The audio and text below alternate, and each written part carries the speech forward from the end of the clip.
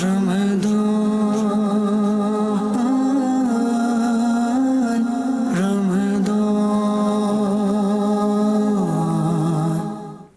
अलल हबीब सल्लल्लाहु ताला अला मुहम्मद सल्लल्लाहु अलैहि वसल्लम। माशाअल्लाह मदरी चैनल के नाजरीन भी तैयार होंगे और मदरी मुन्ने भी तैयार लग रहे हैं मुझे। कल माशाअल्लाह 12 के 12 मदरी मुन्नों ने सारे ही सही जवाब दे दिए और सब ने ही 2-2 नंबर हासिल कर लिए। अगर स्कोर बोर्ड दिखा सकें, कल का जो स्कोर बोर्ड था उसको देखकर फिर हम आगे कंटिन्यू करते हैं। आइए ज़रा स्कोर बोर्ड देखते हैं और उम्मीद है कि आज भी तैयारी मजबूत होगी। तो सीधे हाथ से, कल यहाँ से शुरू किया था, आज दिल की तरफ से शुरू करते हैं। आज पहले यहाँ वालों से सवाल करेंगे, फिर यहाँ वालों से सवाल करेंगे, ठीक है जरा? चले स्कोर बोर्ड दिखाइए हमें।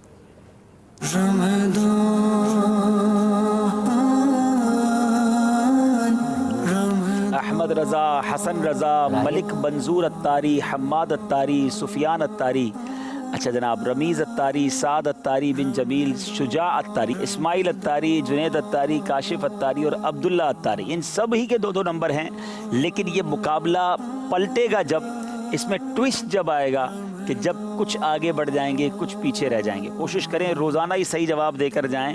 जिस दिन आपने जवाब सही नहीं दिया, हो सकता है उसके बाद घर जाना पड़ जाए, ठीक है जनाब? आप शुरू करते हैं इस तरफ से। बेटा नाम बताएंगे अपना। मोहम्मद सुफियान अत्तारी। चलें जनाब, तो सुफियान अत्तारी साहब ये बताएं कि रमज़ानुल मुबारक में अगर किसी का इंतकाल हो जाए तो उलमा इस बारे में क्या फरमाते हैं? बाद जुमला फरमाते हैं कि रमज़ान में जो मर जाए उसे सवालात कब्र नहीं होते। कब्र के सवालात नहीं होते। जवाब दुरुस्त दे दिया है। आप ज़रा गौर करें मदनी चैनल के नादरीन, ये कैसा प्यारा महीना है जिसमें जीते जी ये महीना मिल जाए तो भी अल्लाह की बड़ी नेमत है। नफल का सवाब बढ़ा दिया गया फ़र्ज़ के बराबर, फ़र्ज़ का कर दिया गया 70 गुना, नेकियों का भी सवाब। और मौत तो आनी ही है, लेकिन अगर किसी को रमज़ान के महीने में आ जाए तो उससे सवालात कब्र नहीं होंगे। क्या बात है माह रमज़ान की। हम अल्लाह से दुआ करते हैं, ऐ काश जब भी ज़िंदगी का आखिरी वक्त हो, माह रमज़ान हो, मदीने की फ़ज़ाएँ हों, हम गुनाहगार वहाँ हाज़िर हों, आका के रोज़े के सामने खड़े हों। ऐ काश इश्क़ रसूल के आलम में आंसू बह रहे हों और इसी आलम में नबी पाक अपना जलवा दिखाएं और दीदार करते करते ईमान और आफ़ियत के साथ हमें मदीने पाक में मौत नसीब हो, जन्नतुल बकी में मदफन नसीब हो। सब मिलकर कहिए आमीन। माशाअल्लाह। चले जनाब, आपने तो 2 नंबर सुफियान भाई ले लिए हैं। आपका नाम? मोहम्मद जुनैद रज़ा अत्तारी। मोहम्मद जुनैद रज़ा अत्तारी। रोज़ा ज़्यादा लगा है। अच्छा, कितनी उम्र है आपकी? 9 साल। अच्छा 9 साल हैं। चले जनाब, आप जुनैद भाई से सवाल है जी। हाँ ये वाकई आज तो लग भी 8 साल के, 1 साल और कम हो गया। ऐसी आवाज़ निकाल रहे, थोड़ी आवाज़ तो तगड़ी निकाल दो। 3 साल कवर करने आवाज़ से आपको, 3 साल पीछे हो ना 12 साल वालों से। अच्छा जुनैद ये बताओ, जुनैद किसका नाम था, कुछ पता है आपको? एक बहुत बड़े बुजुर्ग भी हैं जुनैद, नाम पता है आपको? नहीं पता। अच्छा आप कल पूछ के आइएगा, मैं आज नहीं बताऊँगा। अम्मी अब्बू से पूछिएगा मेरा नाम जुनैद क्यों रखा था, ठीक है? कल बताएंगे। चलें कल तक हम इंतज़ार करते हैं। अब आपसे सवाल यह है कि हुज़ूर गौसे पाक रज़ी अल्लाह तआला अन्हु के चंद अलकाबात बताएं। हुज़ूर गौस पाक रहमतुल्लाह अलैह के अलकाबात में से मुहिय्यद्दीन, महबूब सुबहानी, गौसुस सकलैन, गौसुल अज़ीम, गौसुल आज़म, गौसुस सकलैन, महबूब सुबहानी, मुहियुद्दीन। क्या हस्ती हैं कि जिनके अलकाबात इतने हैं। क्या अल्लाह ने मर्तबा अता फरमाया। जवाब दुरुस्त दे दिया है। अच्छा वैसे एक सवाल और करता हूँ जिसके नंबर तो नहीं मिलेंगे और वो आप में से कोई भी जवाब दे सकता है, ठीक है? उसके लिए एक तोहफ़ा होगा इंशाअल्लाह। गौसुस सकलैन उन्होंने कहा। सकलैन किसको कहते हैं? अरे वाह, जवाब आता है यहाँ पर। चले भाई माइक दे दें, माइक दें, शाबाश। गलत जवाब देने की सूरत में फिर खड़ा कर दें आपको, क्या करें, या कुर्सी निकाल लें नीचे से। चले पहले जवाब तो दें। जिन और इंसान के गौस। हाँ, सकलैन जो है ये जो है जिन्नात और इंसान की जमा को कहते हैं। यानी गौसुस सकलैन के माना ये हुए कि गौसे पाक इंसानों के लिए भी गौस हैं और जिन्नात के लिए भी गौस हैं। और मदरी मुन्नो क्या आपको पता है कि गौसे पाक के मुरीदों में इंसान भी थे, जिन्नात भी हैं। और एक और बड़ी बात भी बताऊं कि गौसे पाक के मुबारक हाथों पर इंसानों ने भी इस्लाम कबूल किया, जिन्नों ने भी इस्लाम कबूल किया। इतना बड़ा मर्तबा हमारे गौस पाक का है। चले जनाब, अब बारी आपकी है, ठीक है? हमारे तीसरे मदनी मुन्ने नाम बताएं अपना ज़रा। मोहम्मद शुजा आरिफ अत्तारी। अब आपने शेर सुनाना है। इस शेर का दूसरा मिसरा बताएं। पहला मैं पढ़ूंगा।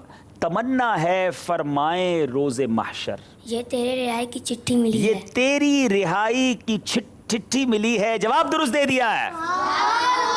اب باری ہے چوتھے مدنی منع کی. نام بتائیں گے؟ محمد احمد رضا تاری. ارے احمد رضا جلدی جانا ہے کہیں؟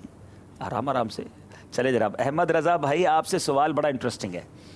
شک صدر کتنی بار ہوا؟ شک صدر 4 مرتبہ ہوا. اچھا 4 مرتبہ. کب کب ہوا یہ پتہ ہے؟ یہ نہیں پتا. آپ کا جواب تو درست مان لیتے ہیں. اچھا کوئی مدنی منع بتائے گا شک صدر کس کو کہتے ہیں؟ ہاں دیکھو یہ مدنی منع کو تو تحفہ دینا ہی پڑے گا. مائک دیں بھائی دوبارہ. یہ بڑا خوبصورت سوال ہے. شک صدر کس کو کہتے ہیں؟ سینہ چیرنے کو. ہاں دیکھیں شک کہتے ہیں کسی چیز کے چیرنے کو یا کھلنے کو. ہم کہتے ہیں زمین شک ہو گئی. صدر کہتے ہیں سینے کو. ٹھیک ہے. تو نبی پاک علیہ الصلوۃ والسلام کا یہ شاندار معجزہ ہے کہ آپ کے سینہ مبارک کو گویا کھولا گیا, چیرا گیا اور اس کے اندر نور کی برسات کر دی گئی. اور یہ ایک بار نہیں ہوا, یہ 4 بار ہوا.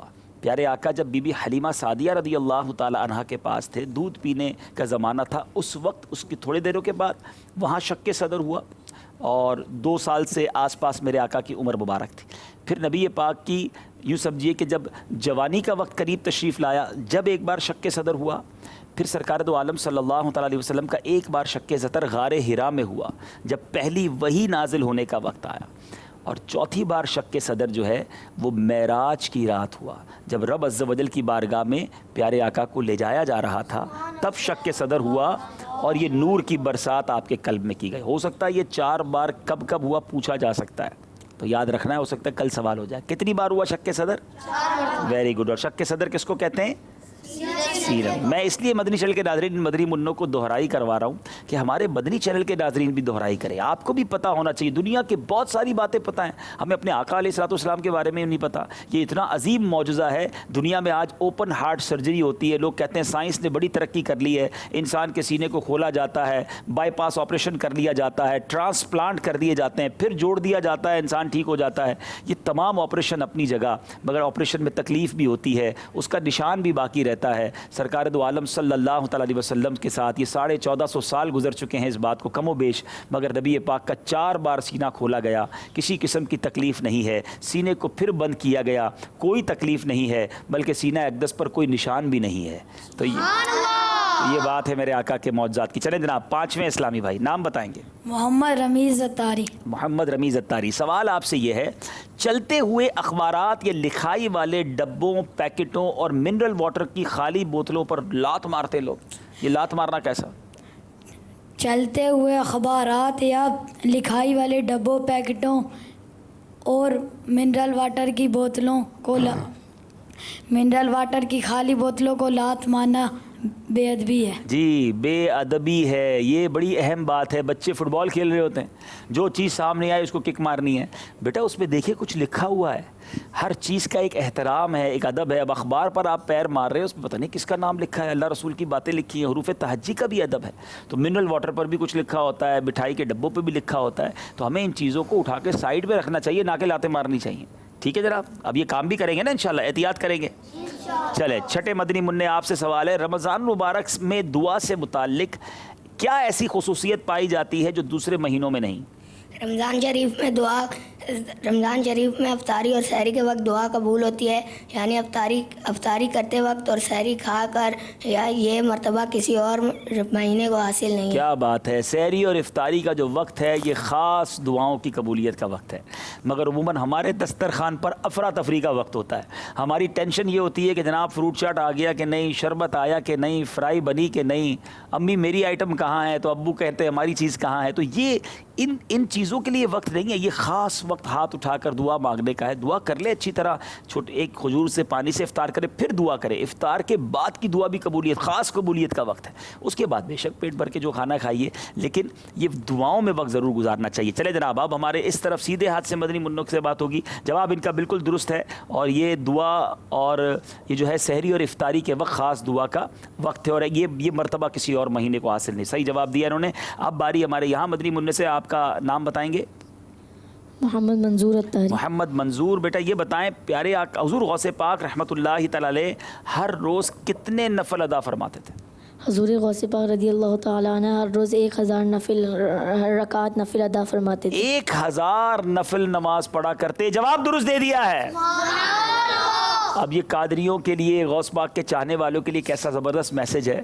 ہم ظہر کی نماز کے بعد جو نفل ہیں وہ نہیں پڑھتے عموماً، عشاء کے بعد والے نہیں پڑھتے، مغرب کے بعد والے جو نمازوں کے ساتھ اٹیچ نوافل ہیں وہ پڑھنے میں سستی کرتے ہیں. غوث پاک تو روزانہ 1000 نفل ادا کیا کرتے ہیں. نیت کریں انشاءاللہ ایٹ لیسٹ کم از کم جو نماز کے ساتھ نفل ہے وہ پورے ادا کریں گے انشاءاللہ. اچھا ایک اور بیٹا بات آپ کو سکھا دیتا ہوں، کوشش کرتا ہوں، اور مدنی چینل کے ناظرین بھی بعض اوقات یہ مسٹیک کرتے ہوں گے. رضی اللہ تعالی عنہا یا رحمت اللہ تعالی علیہا عموماً ہم کہہ دیتے ہیں. دیکھیں اس کی تھوڑی سی تفصیل ہے. جب کسی مرد صحابی کی بات ہوگی تو ہم کہیں گے رضی اللہ تعالی عنہ. کیا کہیں گے؟ اسی طرح کسی اللہ کے ولی جو مرد ہیں ان کا ذکر ہوگا تو ہم کہیں گے رحمت اللہ تعالی علیہ. کیا کہیں گے؟ رحمت اللہ تعالی علیہ. مرد صحابی کی بات ہوگی تو کیا کہیں گے؟ رضی اللہ تعالی عنہ. ٹھیک ہے. اچھا صحابیہ کی بات ہوگی تو کیا کہیں گے؟ رضی اللہ تعالی عنہا. ٹھیک ہے.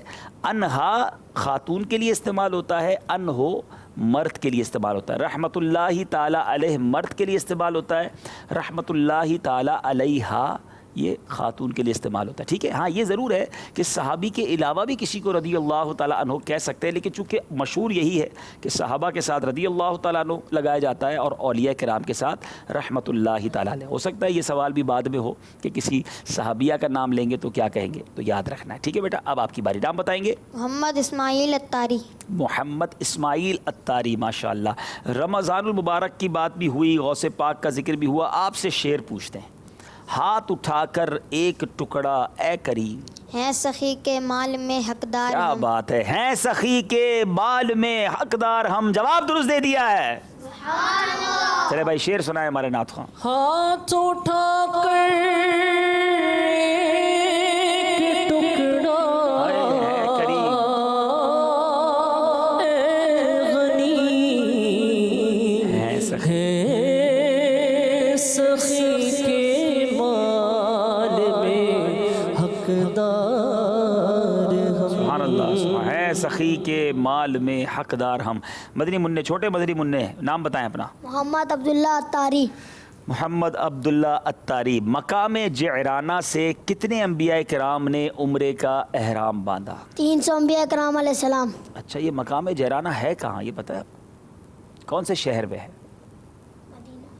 اچھا مدینہ میں. کون بتائے گا بھائی؟ جی برابر والے سے پوچھیں. مکہ مکرمہ. مکہ مکرمہ میں ہے. جعرانہ جو ہے مکہ پاک میں ہے. یقیناً یہ حدود حرم سے باہر ہے، اور جعرانہ سے احرام باندھنا یہ بڑا عمرہ بھی مشہور ہے. لوگ کہتے ہیں کہ وہاں سے بڑا عمرہ، کیونکہ دیکھیں نا 300 انبیاء کرام نے وہاں سے احرام باندھا. اللہ مجھے اور آپ کو مقام جعرانہ بار بار جانا نصیب کرے اور وہاں سے احرام پہننا نصیب کرے. جواب آپ نے درست دے دیا ہے ماشاءاللہ. چلے جناب اگلے اسلامی بھائی کو دیں گے، مدنی منع کو. سوال ہے چلنے یا سیڑھی چڑھنے اترنے میں کیا احتیاط کرنی چاہیے؟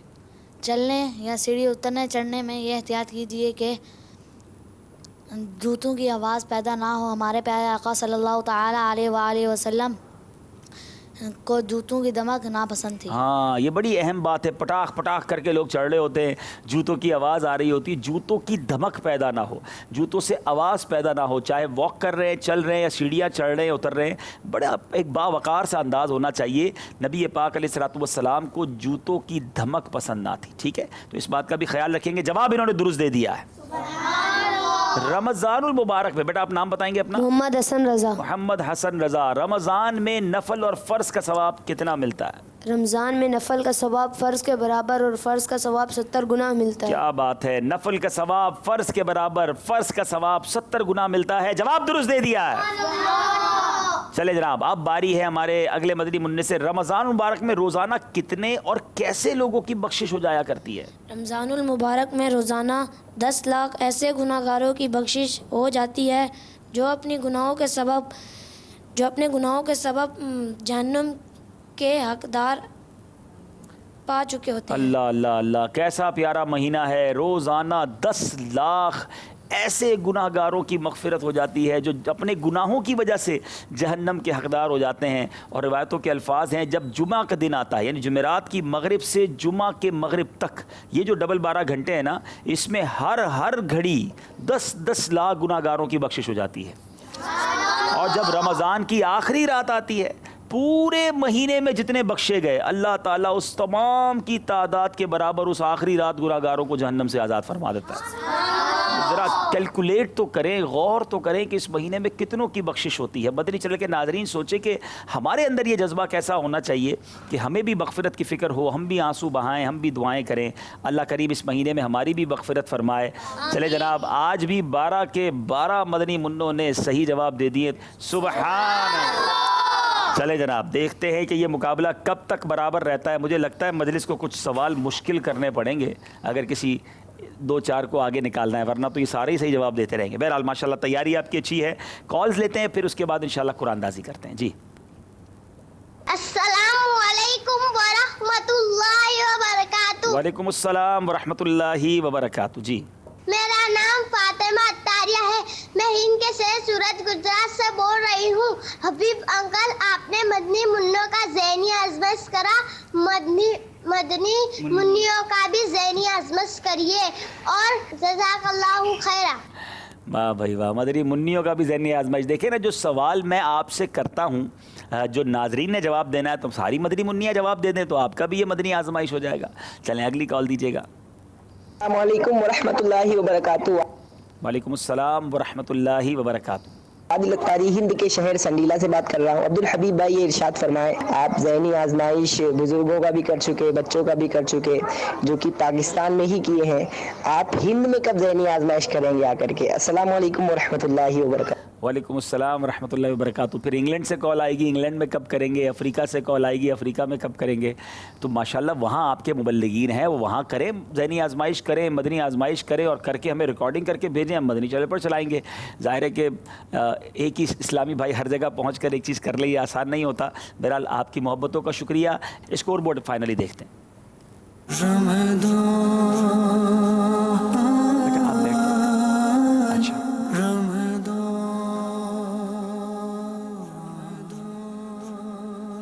چلے آپ بیٹھ گئے سارے یہاں۔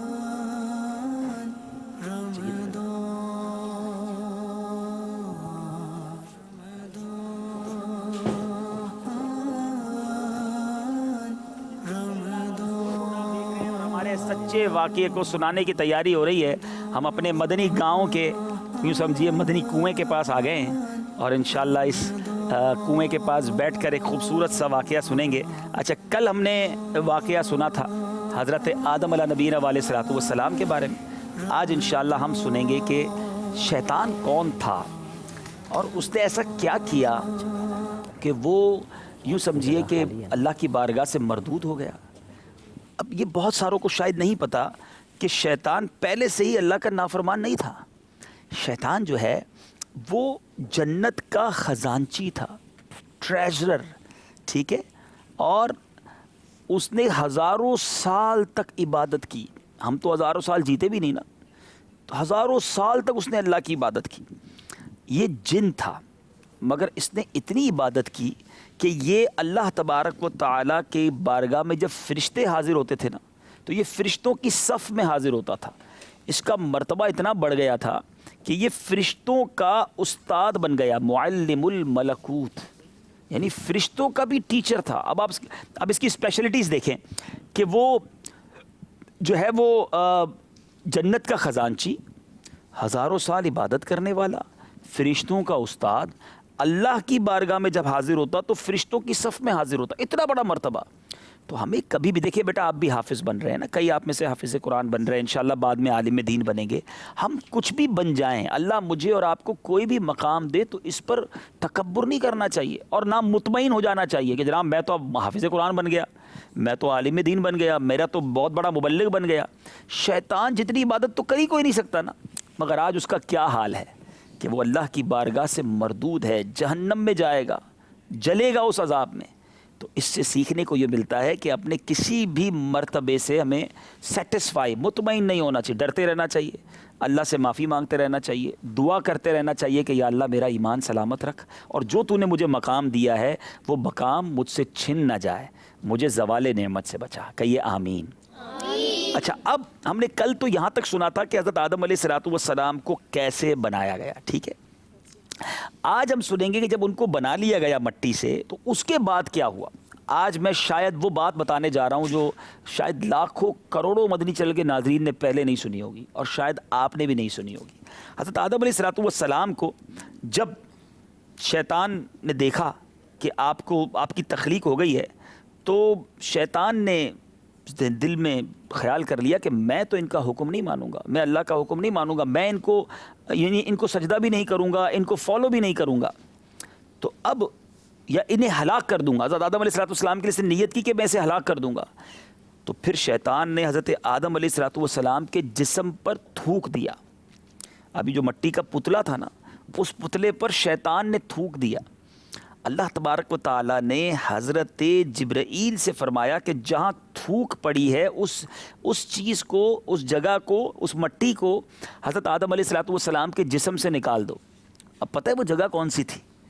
ہمارے سب کے جسم میں ایک چھوٹا سا سوراخ ہے اور وہ ہے ناف. ہماری جو ناف کی جگہ ہے نا, حضرت آدم علیہ السلام کے سمجھے ناف نہیں تھی, اس جسم اقدس میں بالکل اسٹریٹ تھا. یہ وہ جگہ ہے جہاں شیطان نے تھوکا تو اس مٹی کو حضرت جبریل نے وہاں سے نکال لیا. تو یوں سمجھیے ناف کی جگہ بن گئی. ٹھیک ہے, پھر اس مٹی سے کیا بنا؟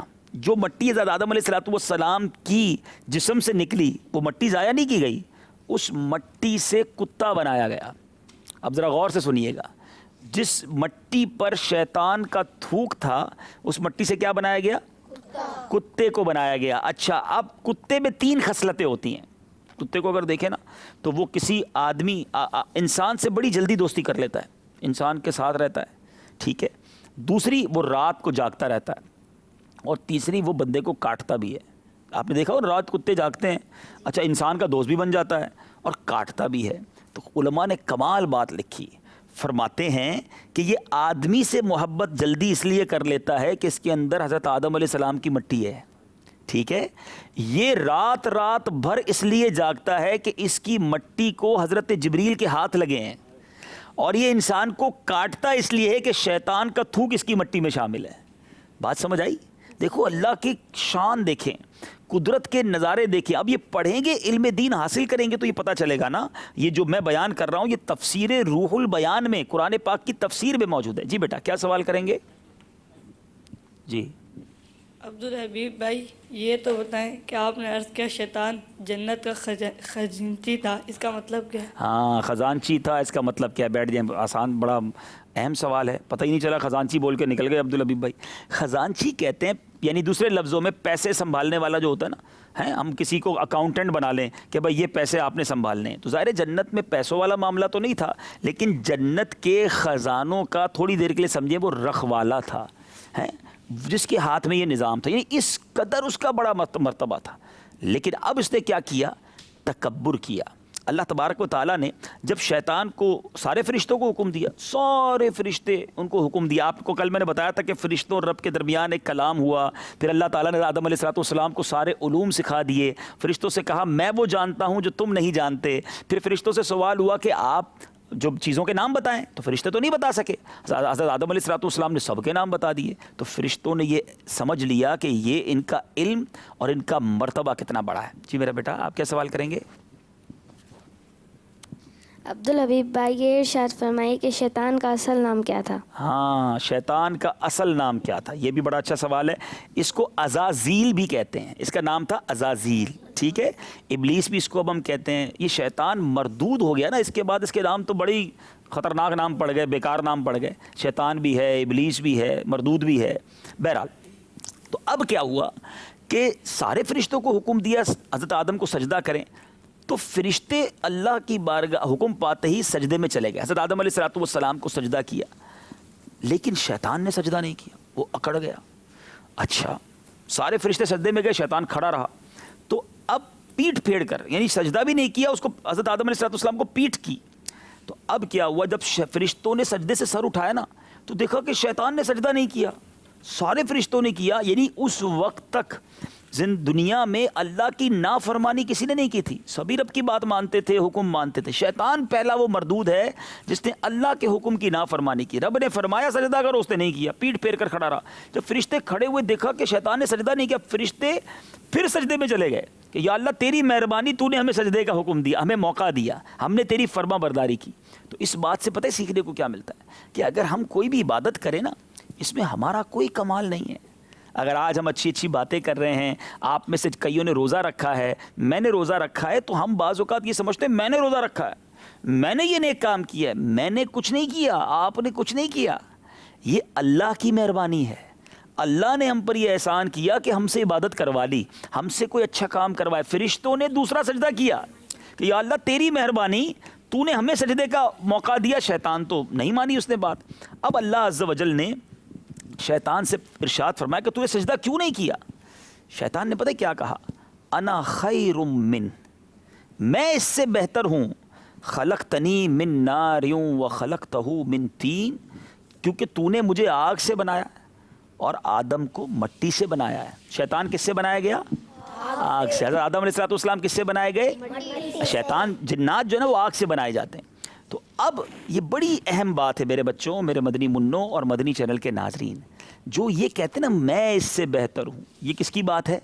شیطان کی. آج بھی لوگ کہتے ہیں میں بہتر ہوں، میرے پاس پیسہ ہے، میں بہتر ہوں، ہمارے پاس گاڑی ہے، میں بہتر ہوں، میرے ابو بہت بڑا کام کرتے ہیں، میں بہتر ہوں، میں حافظ قرآن ہوں، یہ تو قرآن بھی پڑھنا نہیں جانتا. یہ شیطان بچوں کے دلوں میں، بڑوں کے دلوں میں، یہ عبادت گزاروں کے دلوں میں بھی ڈال دیتا ہے. کوئی بندہ نوافل پڑھنے والا ہو، مثال کے طور پہ آپ میں سے کوئی ہوگا جو پورے روزے رکھ رہا ہوگا. اب آپ کے جناب دیکھیں میں تو پورے روزے رکھتا ہوں، میرے چچا کا بیٹا تو ایک بھی روزہ نہیں رکھتا، میں بہتر ہوں. یہ بات شیطان نے کی تھی، یہ بات شیطان کے طریقہ ہے، میں کبھی نہیں کرنی. انا خیر من، میں اس سے بہتر ہوں. کبھی زندگی میں یہ نہ کہیں. امیر اہل سنت کا تو انداز ہی بڑا پیارا ہے. وہ کہتے ہیں میں سب سے برا ہوں نگاہ کرم ہوں.